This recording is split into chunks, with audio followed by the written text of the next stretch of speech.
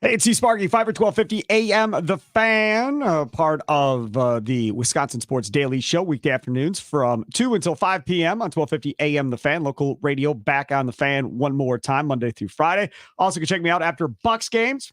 Season may be over by the time you listen to this, but if not, I'm still here after Bucks games. Potawatomi Sportsbook Pros post-game show served up by Wendy's. In fact, both of those shows are served up by Wendy's, and I appreciate Wendy's oh so much.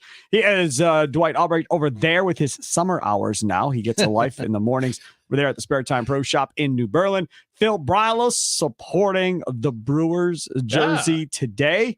Comes with boxing gloves, I heard now. Follow him on Twitter at Brew City Bowling. That was more of a slap. That whole thing. These umpires in the last few Brewer games have been god awful. Follow Phil at Brew City Bowling. Follow Dwight at Dewey 300. You can follow me at Sparky Radio. Okay, so we're going to get into the Marshall Kent thing and him, winning Tournament of Champions of all that other stuff. But before we do that, I'm going to start off with something else so we don't get done with the show and forget about it. So, all right, you had a question, Dwight, on the last podcast. What was your question?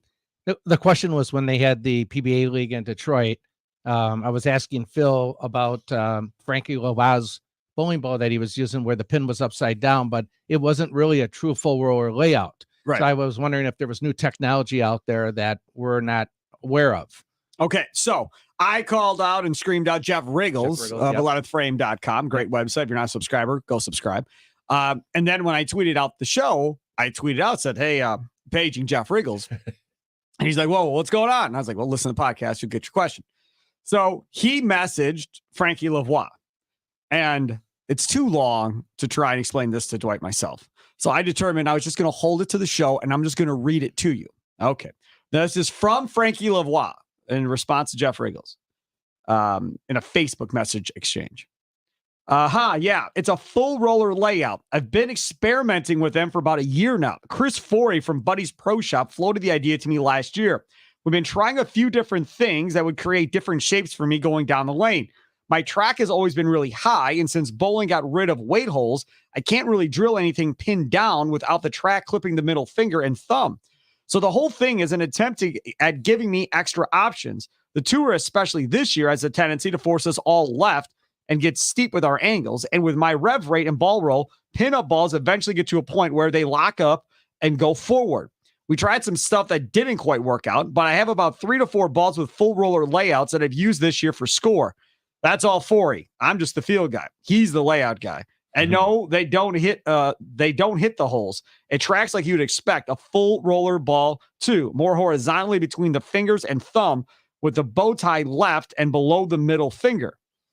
Jeff responds in this Facebook exchange. Interesting stuff. So you use this to get in and get steep, or does it enable you to stay right and straighter? Right. Frankie responds, it's just an overall smoother shape. There's limits to how far left I can go or how steep I can get, but I use it on Cheetah throwing the ball at the gutter, and I use it to play the urethane shim on the league show. That is the exchange. Yep.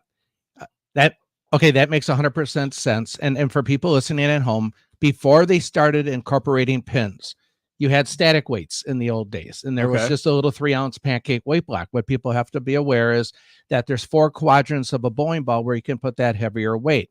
Now that pin represents that 5.5 to 7.5 pound core in the ball. And Frankie just said, I had a high track. So that obviously means when he put the pin on that 8 o'clock angle for a full roller, he tracked now between the thumb and finger holes, but he's got to be usually tracking over the thumb hole, at least on one of the rings, because the weight block then migrates to track up above the thumb hole and then down below the middle finger hole. So people that have a lower track are probably going to, and they try this, is probably going to see the track come up and clip both the thumb and the middle finger hole. So that's what he was talking about, why it worked for him. And so, yes, when you do put the pin down on that 8 o'clock angle, for a guy that normally is a 3/4 release, you're going to get the ball to read a little earlier, seeing that it's in the negative thumb quadrant of the ball, and then be smoother on the back end. So for me, that layout makes sense if you're trying to play an outside line with fresh back ends, or like I said on the radio, taking a reactive ball and making it roll like urethane. And what I don't think people really understand is how complicated all this stuff is. Because people just buy a bowling ball. Can you make it work for my fingers? And then they just go out and they shoot. That's the conversation piece, right? Yeah. And in fact, when we were at state bowling tournament, one of the moms that was on the lane whose son was bowling, she wanted to start bowling. So she starts asking a bunch of questions like, what kind of ball should I get? Yes. She was talking about spending like $250 on a ball. Where we were in Wausau, I was like, I wouldn't do that. Yeah. I was like, no offense to the pro shop operator here, who is a very nice guy. Yeah. I said, but you're better off doing it at home because you're going to have to get a drill, which means you're going to have to drop it off and come back for it, the whole deal. Yeah. They may want to see you throw a ball before they drill it to begin with because they have no idea how you bowl. Right. This is your first bowling ball. This should be thought out kind of going forward. Yeah. And a lot of people that aren't bowling in leagues 3 nights a week and so forth don't know the extent of what it takes to drill a bowling ball so it fits you and isn't just a house ball. Yeah. Yes. I met Pinnell for the first time in 1992. Mo Pinnell. And he had a big easel and a dry eraser pen on the easel, and he wrote, rules of ball drilling. Number 1, never let the customer track over the gripping holes. Yeah. And that was 32 years ago, so that always stuck with me. So I'm probably not the only one that picked up on this, what he was doing, but if people try this, they have to be aware that there is a very good chance that they might possibly clip a hole trying that layout. And 95% of the people out there are never going to play an area of the lane or a shape on the lane like these guys have to do on the PBA tour. Correct. House conditions aren't conducive to anything like what these guys are playing on tour with oil distribution. I mean, you could see how much the oil is piled up when we get into TOC and talk about it. You can tell how much oil is piled up down lane. You don't see that on house shots. So that's why these guys need these unique drillings to handle not just the ball roll, but also the unique conditions that they're facing out there. I think this driller that did it for him is genius, but it was a gamble and it worked. Okay, so what happens? So we're going to get to Marshall Kent. Settle down, everybody. But explain this to me because I'm not a rocket scientist like you with a bowling ball. So you said it's a gamble. So let's play worst case scenario. What if it doesn't work? Then what does that mean? Is the ball just trash at that point and you're done? You got 2 options, plug and re-drill. No one wants to take a $250 ball they just bought and then have to plug and re-drill it because now it's clipping the holes. But the track option 2 is the ball shot. Yes. Or you sell it to someone else. Yeah. Holy crap. And you got to remember on tour, you can't use a plug and re-drill. ball. That's right. So for him, for Frankie, it's over. It's over. That ball is usually given to a youth player or somebody with an autograph on it as a donation. But in all actuality, he didn't pay for the ball anyhow, right? In most cases, depending on what his contract is. Yeah. In most cases, they give him so many balls or whatever, and he can do what he wants. Right. Yeah, we don't know that. We don't know what every staff contract is different. Yeah. How many balls does EJ get? Right. But they get balls is my point. Right. It's not like he's paying for every ball he's throwing. Right. He's getting balls to you. Most of the pros though do, right? That not contracted. Yeah, if they're on a national level contract, they get X number of balls per year per event, and then they just simply give them. If they're not using them, they don't turn around and sell them. Because you talked about the fact that some guys are drilling 4 or 5 balls during the course of the week. Some guy, I mean, Don Barrett is a guy that loves fresh covers, and you'll see he'll have. Sometimes he'll have a couple of the same bowling balls drilled up, same drilling, same everything, just because he likes the covers fresh. There was a show last year. They said Tommy Jones drilled 12 in that 1 week. Okay, so here's my next question. Yeah.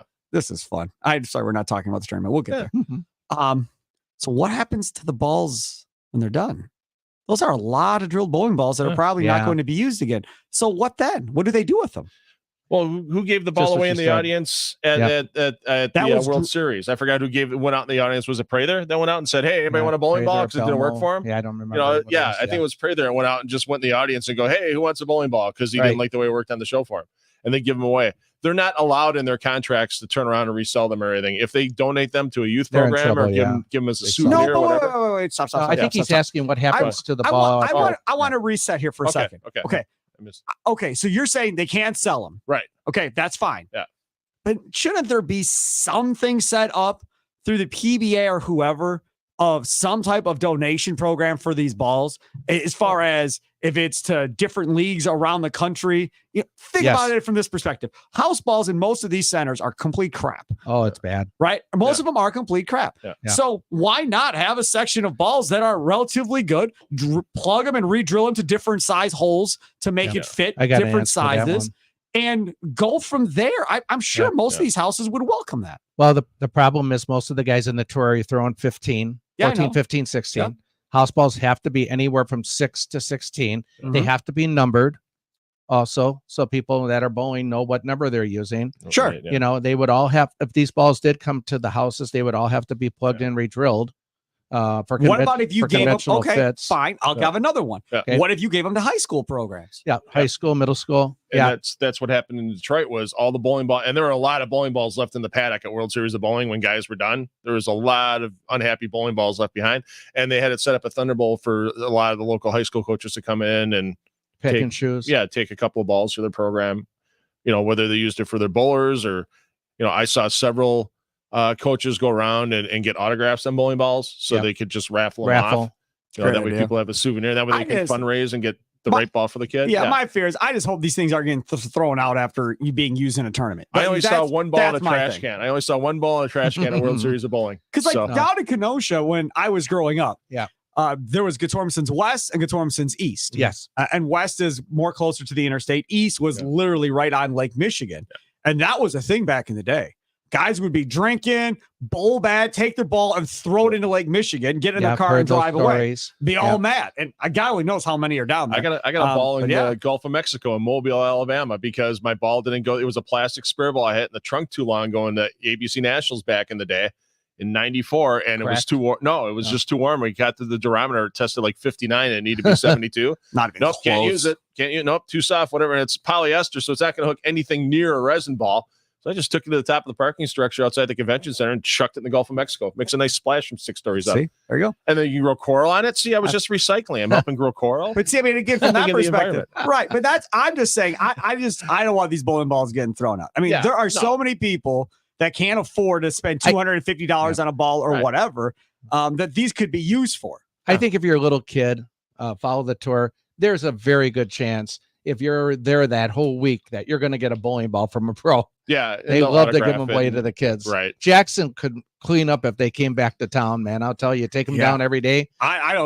He would love that. Oh, he'd be leaving 2 or 3 balls. He watches the PBA tour every week with me. He sits in the living room and watches it and he gets all excited. So, he'd be all into that. But that just came up. Like, I thought to myself, man, they drill a lot of bowling balls. What the heck are they doing with them? Because there's no way they're using them again the next week. Right. So I was just wondering where they went. So I'm glad to hear high school programs are somewhat benefiting from this. I mean, and there's some guys that have their benchmark balls that go from stop to stop to stop. One of the PBA trucks, the player services trucks, has a bunch of shelves where the players, pay the PBA tour to ship their equipment, so they have to worry about flying with it when they got the base, the baseballs that they like working with event to event to event, and then that way they don't have to worry about, shipping them themselves or having it. If they're renting cars or whatever, they can handle that too. I got a cool story real quick before we get on to Marshall Kent.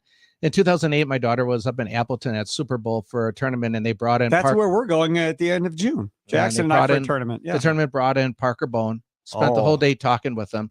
I said to him during the day when they were going to have a kid question, I got a loaded question for you. I want all the kids to hear it.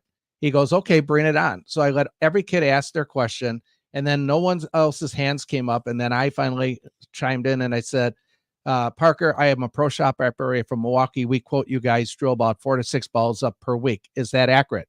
He hesitated for a second before he answered. He goes, yeah, that's pretty accurate. I drill about 4 to 6 balls up per week. I carry 48 balls with me from stop to stop. And then he went in how he takes the balls, takes them out of the individual boxes, turns the boxes inside and out so he knows immediately what ball to go to after the tournament, then drops everything off at FedEx, UPS, and then flies into the next tournament, picks up. And that's a week, 48. I mean, you could have heard a pin drop in the room after that description, because no one could wrap their head around what he just said. Right. Yeah, I know EJ Tackett, they had, when they used to have the extra frame tours and when Flow Bowling was doing the live streaming, they'd have the summer stuff that we go stop, and they wouldn't have the PBA player services truck because they were with the PBA 50. So EJ Tackett would have a trailer in the back of his pickup truck, and he'd take a couple hundred bowling balls between his pickup truck and the trailer and transport them for the guys from stop to stop to stop. I was hoping he'd be getting paid a little bit for that. Oh yeah. That's the guys are good about that. That's crazy. All right. Let's get to TOC. I'll let you guys start up talking about the first tournament as I got to step out of here quick. Marshall Kent and Jason Sterner, match number 1. And again, right away in match 1, you could tell this was going to be some type of different show than we've seen before, Dwight. Yeah, I mean, the scoring, obviously, Sterner starts off with the first 4 frames of opens. That sends a message to everyone and we've seen this early on at TOC already, where the scores typically are very, very low in that first game until the pattern opens up a little bit. And I'm like, oh boy, here we go. Another ugly show to start with, because of course the fans want to see strikes. Yeah. And it wasn't that tough all week. I mean, if you watched any of the live streaming that was going on, it wasn't that tough to get it out to the right and have it stay there. I mean, I remember watching the practice session in person when I was down there doing some work for the PBA, and just watching guys get it out to the 5 board, and it took out the 6-9 or 6-9-10. And just because of the way the pattern was designed for the week, there was a lot of oil. Don Johnson. Yeah, it was a lot of oil piled up in the back end. And, you know, one thing I thought was kind of funny is they showed clips of like Don Johnson and Johnny Petraglia. And you look even how back in the day, how direct they were playing with the different equipment and everything. And, you know, how the guys today, because of the resin bowling balls and the weight blocks, and just, but how much tougher it can be to shape the bowling ball than to try to throw it straight. Yes. Marshall had the different idea on that right lane, because he was lofting it, but he was also very direct in lofting it. Usually you see players lofting on the PBA tour and they're way left already and they're lofting the gutter. That's one trick that Marshall's had for years, and I've seen it in numerous tournaments where he was the only guy to do it. One that sticks out is Delaware in 2017, where he was basically lofting it and landing on second arrow dead straight. Yep. To take the front part of the lane out of play and then to keep the ball on target line. And it was almost similar to what Marshall was playing on the first 2 games, basically, before he finally made that move a little bit farther left on the right lane. We always talk about it on this show. The word is adaptability, and how many different games these guys have. You know, you can't just always look at the ball. Oh, I'm going to make a ball change. Right. You know, and when you and I talk about that, how many different styles or games that these guys got to learn to do to be able to adapt to what's out there. Yeah. The interesting thing that I saw in the first 4 shots from Sterner, though, this was the first time that he's left it all week. Yeah. And you heard that 3 or 4 times in the first 4 frames. 3, 4, 6, 7, and that kind of thing. Right. So I find that interesting that they bowl, let's say, 40 games a week, and they come out with that statistic from Lane Talk to say, well, this is the first time he's left that all week. Yeah. You know, it's just kind of funny because, you know, for people that don't know what happens before the TV show starts, they get about 20 minutes of practice as a group right before the show starts. There's a half-hour practice, like an hour and a half before, but then they re-oil the lanes. So in that 20 minutes, they can do a lot of damage to that lane pattern. And the last 2 guys of practice are the 4 and 5 seeds. So in this case, Sterner and Kent. And it just goes to show that even with having 8 minutes of practice and getting as many shots as you can on those lanes, if the 3 guys before you do something kind of goofy or, you know, on their game plan, they can make it real touchy for everyone the rest of the way. And I don't think it was intentional that it happened that way, but I think that practice session, everybody kind of had their own ideas, especially with wanting to shape it more on lane 27 because of how much that lane hooks more than lane 28. And it just got to the point of goofy. But then you get into the next match against Ogle. So, and all of a sudden, Marshall's got the world. Well, Ogle didn't bowl a bad match either. Yeah, but he had a bad game either. Second. Right. Yeah. So my question is that again, the topography of the center, is that the lighting again changed in the oil? No, it's not the light. It's not the lighting's are LEDs. LEDs. Right. There's no more heat. Yeah. There's no temperature difference or anything anymore. But yeah, the topography on 27 and 28's always been a bit different, but you had a lot of oil and aggressive bowling balls to the equation. And that's why you also see the difference on, you know, how they play the right and left lanes now as compared to they did, you know, even, you know, 40 years ago when it was still there. Yeah. It was a wood surface as compared to synthetic, but still, they had the same characteristics back then. It's not an easy center to go across. If you ask the players that, it's not an easy center to go pair to pair on. Chris Barnes and his notes that he keeps on his phone. Yes. I mean, I bet you every PBA player would love to have Chris's notes for the TOC. Yeah, probably Sam Cooley in his notebook also. Right, because it's just so easy to. I mean, it's so easy to get lost going pair to pair. So you know, this is still one of my biggest pet peeves regarding the PBA. Is I still wish that they give the distance. Randy's at least given the distance of the Don Johnson pattern. But boy, when you watch that ball reaction and you see how much oil's on the outsides, like you say, especially farther down lane, you gotta believe that the ratios are somewhere in the 1-to-1s. You know, almost US Open tough. It was about, I know it was about 2.4 is I think what I saw posted in the paddock for the pattern. But because they're using the Brunswick oiler, it's able to pile up a lot of oil down lane. They can adjust, the flow, and they can do it with the Kegel oilers too. Yeah. But they made, there's not a lot of taper in that Don Johnson pattern.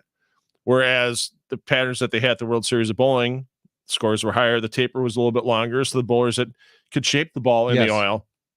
There wasn't too many times on this 40-foot pattern that you saw that ball get into a roll before the end of the pattern. And that makes it tricky because the ball doesn't have a chance to slow down. So you saw the shots that got a little quick and a little right, zero chance to come back. Yes. Even with a kind of high friction lane surface with that HPL at inside of Riviera lanes.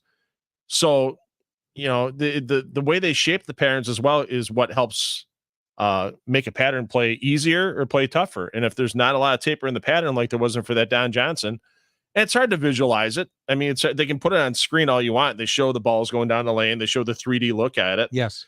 But until you see the ball motion itself, sometimes it's really hard to tell what's going on with those kind of patterns. If they get that much time before the actual show starts, and you see the tour reps back there and they're changing it with Airbalon pads, and I mean, don't they look at the bowlers and say, wow, it really hasn't developed yet. This could be a pretty low scoring match. Oh, sure. They can. The eyes are on everybody bowling out there during the practice session. Yeah, Sterner looked like he had like one board to miss, and that was it. Yeah, and once again, the speed mistake to make wasn't getting fast with it. If you got slow, a lot of times that ball got to the crossover side, and you got a break with it, or if you gave it a little extra hand, you didn't get out of it clean. You've got out of it too clean, or you got it a little right. There was zero chance it was getting back to the head pin. So yeah, I mean, it's a tough pair naturally, and then you get it with the with an oil pattern, and the bowlers kind of developing it in their own manner. And sometimes I wouldn't say the pattern was trashed, but they definitely didn't get any easier for them with trying to develop what happened out there for the first, in practice, and then during that first game.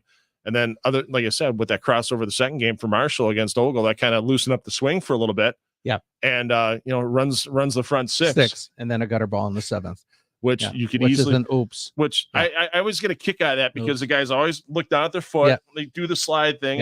When it's a timing issue, that was a more than couple of anything. times that it happened, and my daughter was asking what's going on. I said, well, it's wood approaches yet. And I figured one of the boards on the approach, being wood, is loose, or he just threw a bad shot, slightly raised up. It's just a time. Well, we had that at New Berlin before they put in synthetics. So the people dropped the balls on before the foul line on the approach, and from that constant pounding, either the boards break or they come up slightly. Yeah, I mean, I've seen that happen. I've actually seen a bowler go down on the approach when the board actually kind of fractured. Yes. And you got some little slivers came out and they slid into it.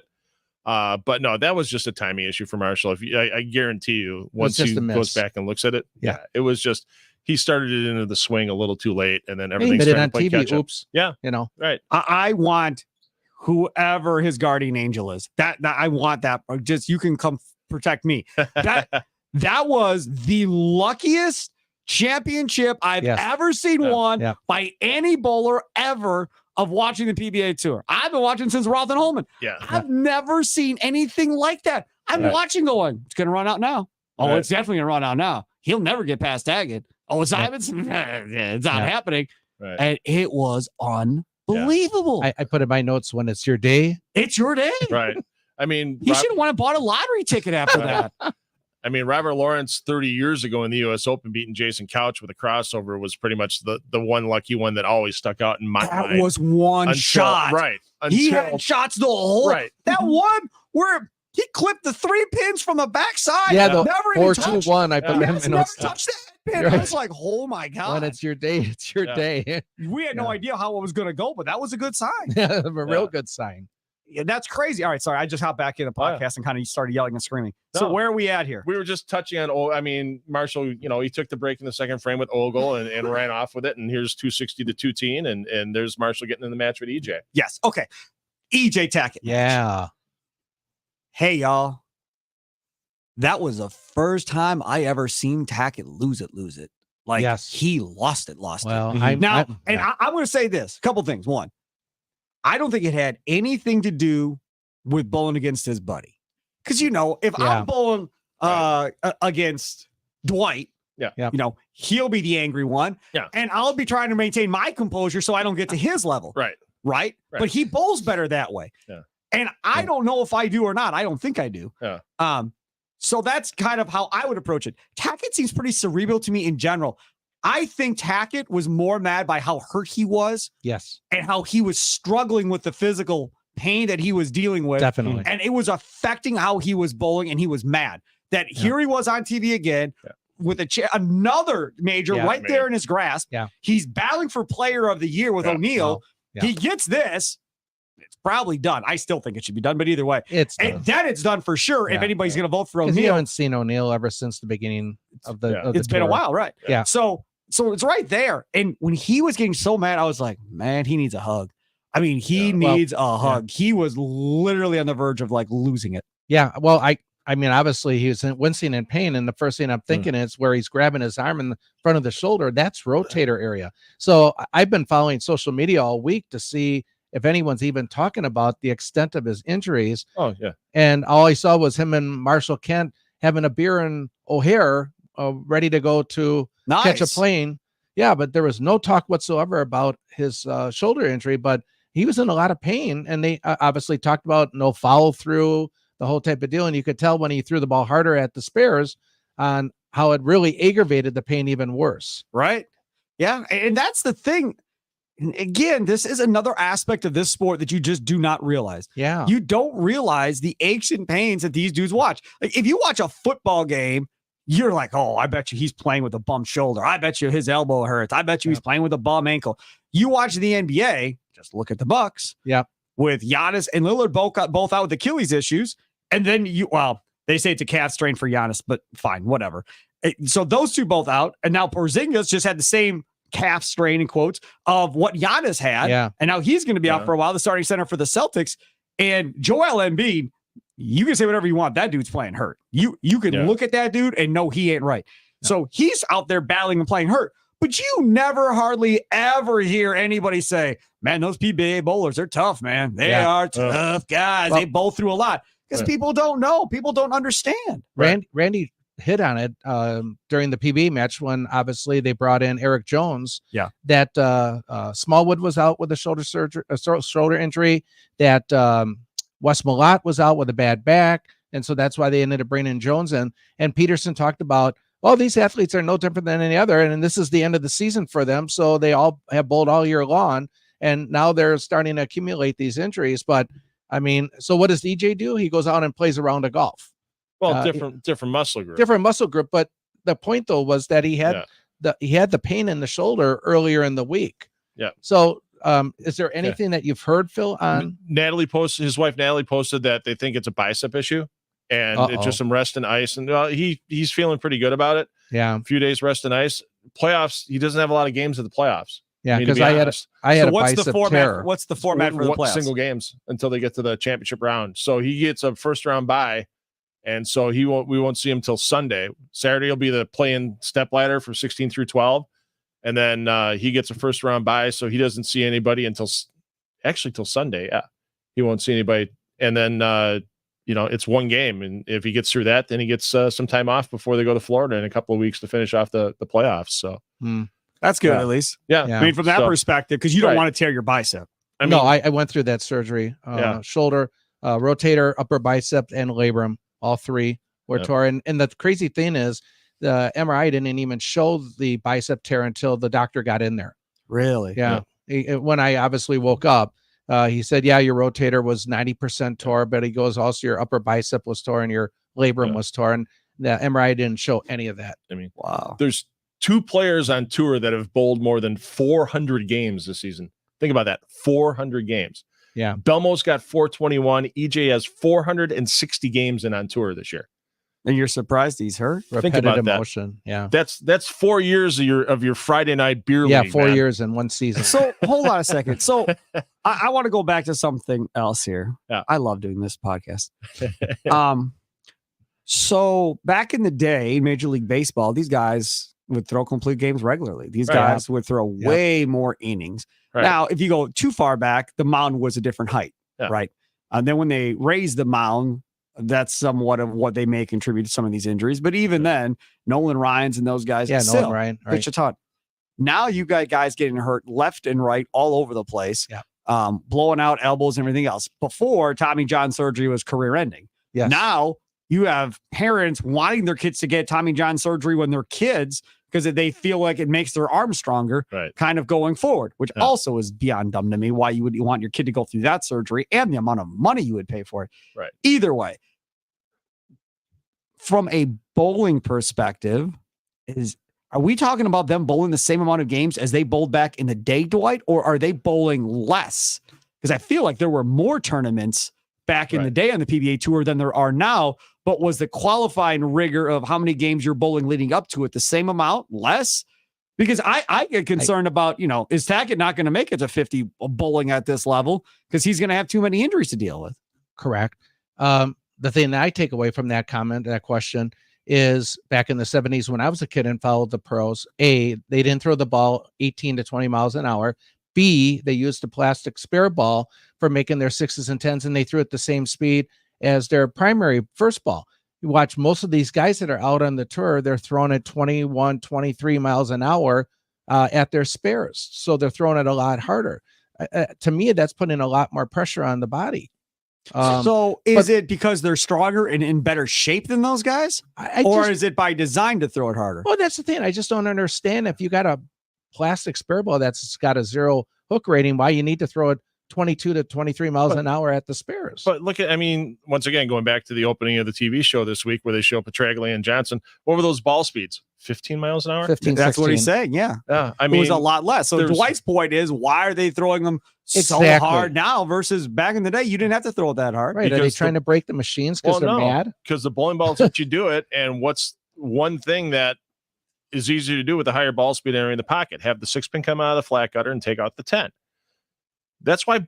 How rarely do you see they're throwing it harder for the ricochet? How rarely do you see flat 10s nowadays? Yeah, rarely. And that's why you saw some of these guys go down in ball weight, because the speed was more important than the actual weight and force of the bowling ball going in, because they knew that if they could keep that speed up, that 6 would have a better chance to get out of the flat gutter and take the 10. You see so many guys. Belmo's a prime example of it. How many more 9-pins does he leave on TV than he does flat 10s? Mm-hmm. That's a good point. Simonson, how many 10? You look at that 10-pin. But the other thing you noticed that was a ring 10. That wasn't weak at all. No, he buried. The other thing you notice with Simo and Belmo is they don't throw their spare balls any faster than their primary ball, and they rev the crap out of it. Also, they use that clear storm ball that they use, but their speeds are exactly the same on their spare shots as their primary balls. Yeah. But you look at EJ, there's a 3 to 4 mile an hour difference between his spare shooting on his first ball from his to spare ball. Yeah. We got to ask him. I think it's a great question. I don't mind asking that question whatsoever. Yeah. I just get concerned about the amount of games they're bowling. Yeah. So are these formats, guys, I don't know. Are these guys bowling more games now than those guys did back then? No. You look at, I just went back on the PBA website. So Walter Ray Williams back in 1993 had 15 TV appearances. And that was in the old days of the format of, here's your 18 games of qualifying, 24 games of match play. So 15 times 42 is, 600 games. And that's just for and that doesn't include the tournaments he didn't make TV in. Right. These guys would get 1,000 games in a season. If the PBA nowadays had the same, 28-week season or 30-week season, these guys would get into 1,000 games in the year easily. And that's what they want, right? Is that the goal, at least of the bowlers, to get back to bowling that long of a schedule? Because from a money sense, it makes a lot of sense of why you'd want to be out there. It gives you more opportunity to make even more money throughout the course of the year. From a physical sense, I don't know. Right. I think if you talk to a lot of the bowlers, if the money could be better in shorter tournaments, they'd take that. I think they really would. If the money stays, I think they would take that option. I don't think they want prize money cut in half and more stops and all the other stuff. There's a lot of bowlers that are fans of the World Series of Bowling because of that. You get 5 tournaments. We were in Detroit for 3 weeks. If you bowl bad, you're either in 10 days after 5 tournaments. A lot of damn bowling, though. Right. It was a lot of bowling. Here's what I got for both of you is, when Tiger came on the scene, everyone talked about how far he could hit the ball. Right. And then you started seeing all these personal trainers come in and getting all these golfers to Tiger-esque. You know, is there a personal trainer for bowling? I've never heard one. If they did, they do their own. Like Amaletto always went for a run. That was his big thing. They always talked about how many miles he would run every day. And Amaletto was always in such great shape. But I've never heard actually someone trying to strengthen the bowling areas of the body. I think most of them lift. Sterner's a prime example. His wife, Heather, who used to be Heather D'Errico, is a physical training specialist. I mean, so but she's training him. Right. So but she also trains with other works with other bowlers and on the women's tour, men's tour. Oh yeah, she works with a lot of players. There was a physiologist in Detroit at the World Series of Bowling that was giving guys massages and treatments and all kinds of stuff between blocks. That's the thing. I think it's not a Green Bay Packers thing where you have a set of people that work in the weight room with the bowlers every week when they're on tour. There's nothing like that per se.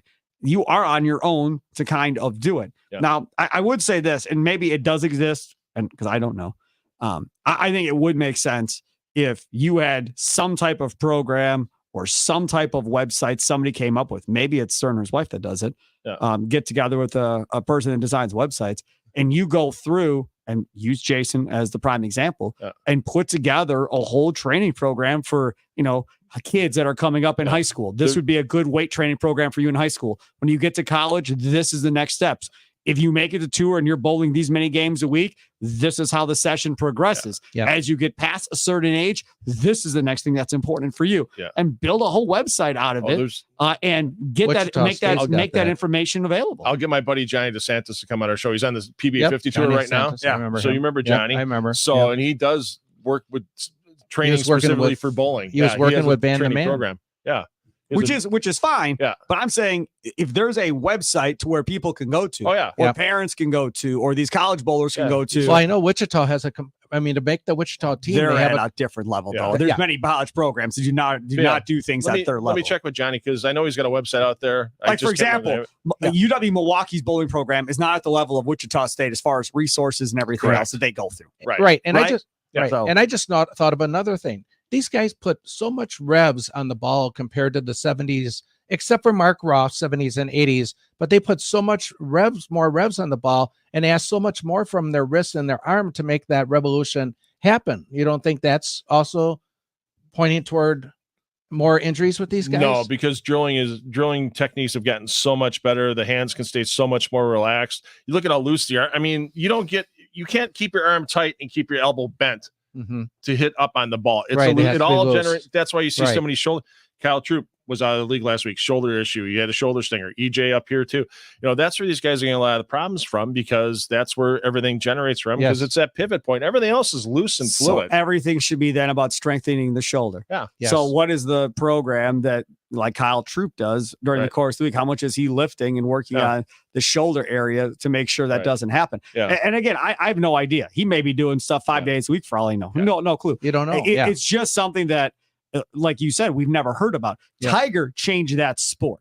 Yes. Because before then, it was a fat guy smoking cigarette sport, and there weren't a lot of guys that were necessarily in shape. Yeah. I think the PBA Tour has changed dramatically too, with a lot of these young bowlers who are lifting and doing stuff. Jesper Svensson, I would imagine he's probably lifting some. Yeah. Marshall Kent is for sure. He's a gym rat. So there's a lot of guys that I'm sure do something. Yeah. The question is whether or not it's the right something or whether or not they're working on parts of their body that do not apply to what they do for a living. Yeah. In which case, that's good that you feel that you have abs, but that may not be the biggest thing to work on as a bowler. Del Warren, who now coaches down at Kegel in Florida and was a pro bowler for many years as well, had back and hip issues, and basically because he had overdeveloped his bowling muscles, when he saw a doctor and a physical therapist, they both said, if you would have just practiced bowling 10 minutes a day with your left hand along with your right, you wouldn't have any of these problems at all. Right side because dominant. It became so muscle dominant. Yep. And so if you go down and watch some of the Weber University's practice stuff, those bowlers are, whether it's with training tools or whatever, they're working with muscles on both sides of the body to do the same motion. So that way they don't become because when I went through my back stuff in 2016, 2017, I met with a different chiro trying to find answers. Yeah. And she compared me to a right-handed baseball pitcher. And she said, now that you're out of the sport, she goes, it's going to take at least 2 years of adjustments and 2 years of laying off the sport for your mind to get used to not having to do that side of the body anymore. Yeah. That's just wild. So there's been things that I'd say in the last 20 years where they've really worked on, especially with how physical the sport is on the lower body. Yes. And not so much. I mean, it's not so much on the back and the shoulder, that type of thing. They've worked on more and more of that, especially lower body stability.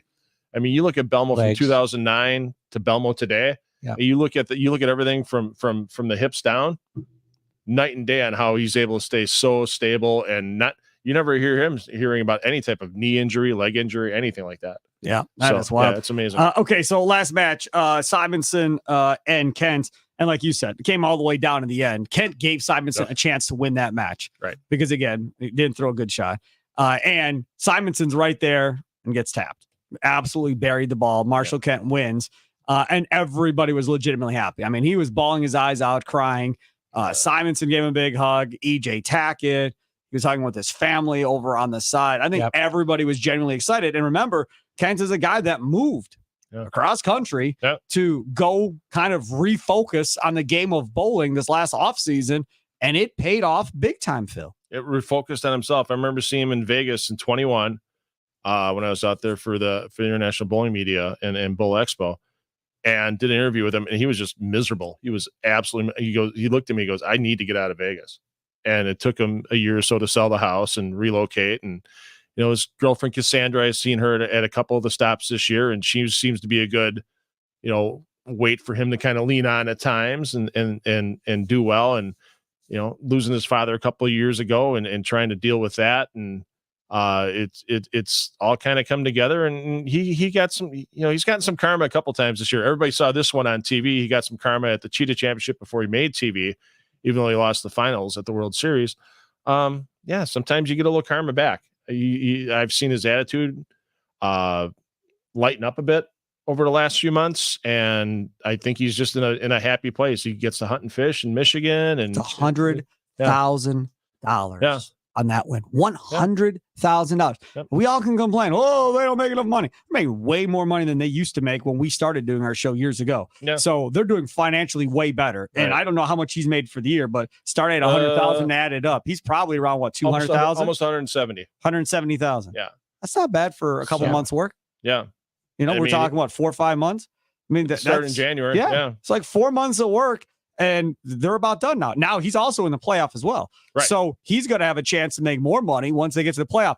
I don't know. How did you get a pop for making the playoff, right? You get a check right off the bat for being in the playoff. I think the minimum check on the playoffs is $10,000. Right. So he gets another check, even if he loses right away. Right. He gets another check. And then every time you go up and advance, you make more money. Yeah. Again, another thing that Clark came up with that wasn't happening before this playoff, to make another way for these guys to make even more money, Dwight. The tiers are because A, it's a major, and B, he made more in one tournament than what he has done the whole year up to this point. Yes. Yeah. I mean, those tiers are, these guys, it's their living. I'd like to see Phil. We talked about this last week about the financial breakdowns and everything for the majors but what about the guys that are in 40th place or 50th place? I mean, sure, 100,000 is great at the top, but a lot of these guys are still starving. At the bottom. Have a sugar mama.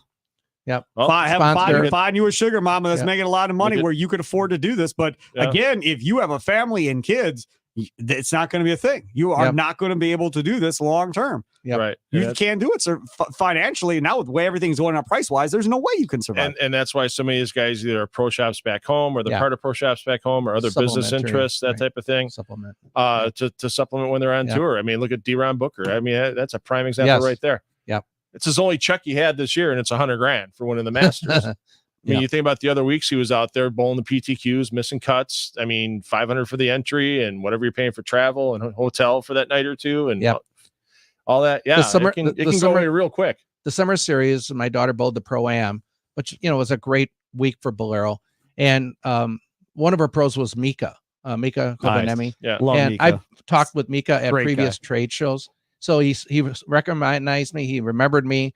Super, super nice guy. Great guy. So the whole game, he was, after every shot that he threw, came back and talked to me. Didn't talk to any of the kids or any of the other Pro-Am bowlers.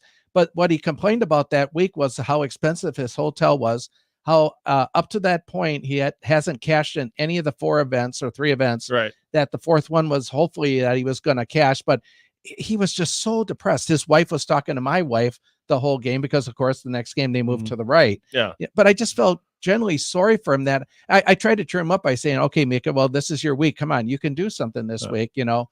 And that was, of course, the last of the 4 animal patterns on it. But I mean, and Mika won $250,000 on TV in just that one match. Yep. But it just shows you, I mean, the success that he's had out there.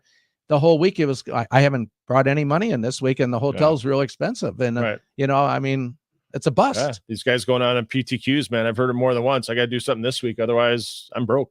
Right. Done. Trying to live the dream, and So it's great to see the $100,000, but man, I'd love to see the money more toward the bottom that you don't hear about. The biggest thing is you have Fox, and I believe Fox is, you know, the ones kind of selling this or whatever else. Yeah. But that's really where the money has to come from in order to pay these guys. Yeah. You have to have the sponsorship money in order to increase the pools.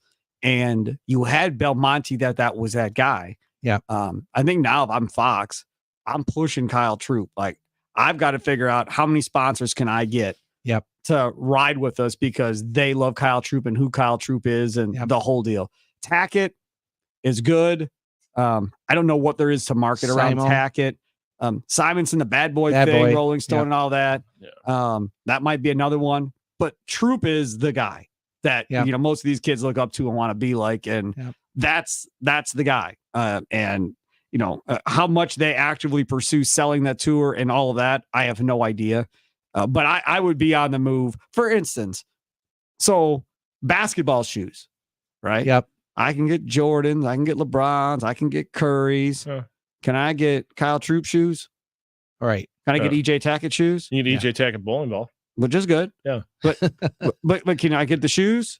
I mean, so all I'm saying is figure out ways to make more money.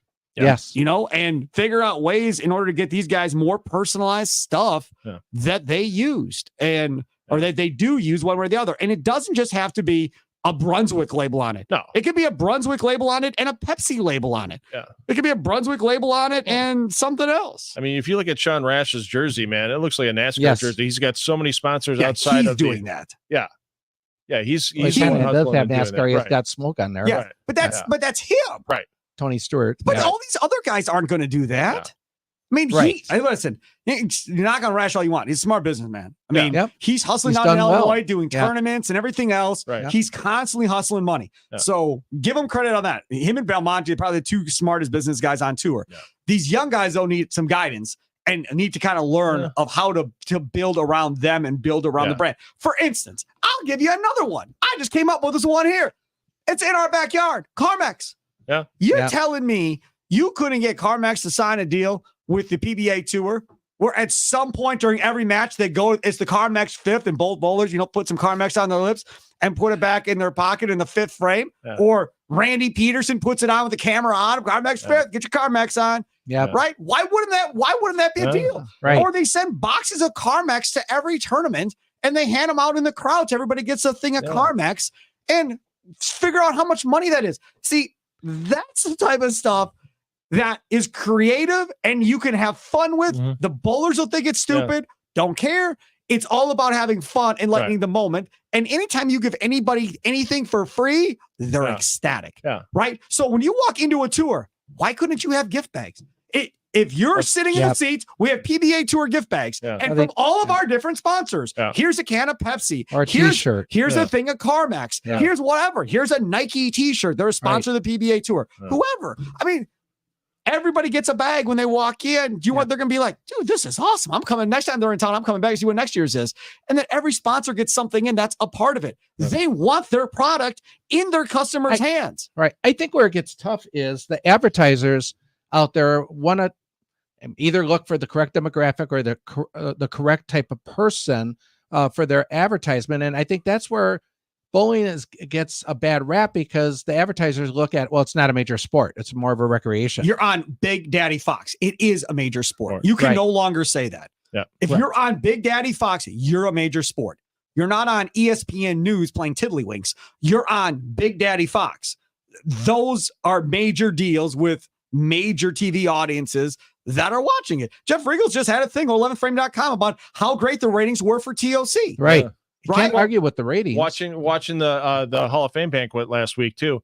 Rob Stone was the MC for the banquet with Mike Jakubowski. And Rob goes, if you don't think Fox in Los Angeles is paying attention to what you guys do out here on tour, you're highly mistaken. Fox is highly following what's going on with the PBA tour and the success that they're having on there. Buy into all this too. And the other thing that you want, and I'll bring it up as an idea now. Tom Clark, I hope you're listening.